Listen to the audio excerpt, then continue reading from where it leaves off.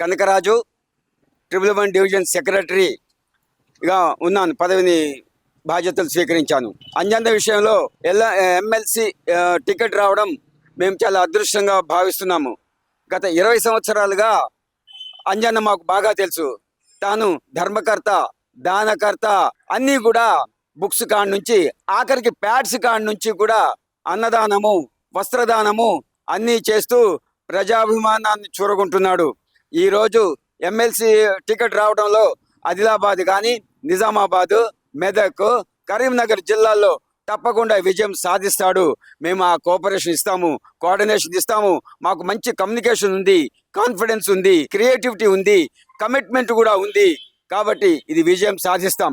ఎందుకంటే మోడీ గారు చేస్తున్న గొప్ప పనుల గురించి ఈరోజు మోడీ గారు చైనాని నిలువరించగలిగారు, పాకిస్తాన్కి బుద్ధి చెప్పగలిగారు, బంగ్లాదేశ్కు బుద్ధి చెప్పగలిగారు, శ్రీలంకకు బుద్ధి చెప్పగలిగారు, మాల్దీవులకు బుద్ధి చెప్పగలిగారు.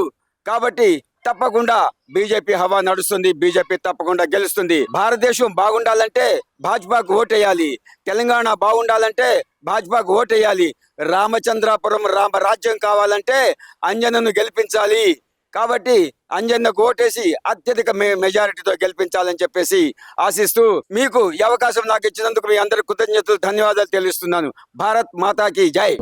నేను మీ డాక్టర్ చిన్నమై లంజిరెడ్డిని. గ్రాడ్యుయేట్స్ సమస్యల పరిష్కారానికి మీ గొంతుకనే వస్తున్నాను. మీ మద్దతు నాకు అందించి నా అభ్యర్థిత్వాన్ని బలపరిచి మొదటి ప్రాధాన్యత ఓటు వేసి గెలిపించాలని ప్రార్థిస్తున్నాను. భారత్ మాతాకి జై.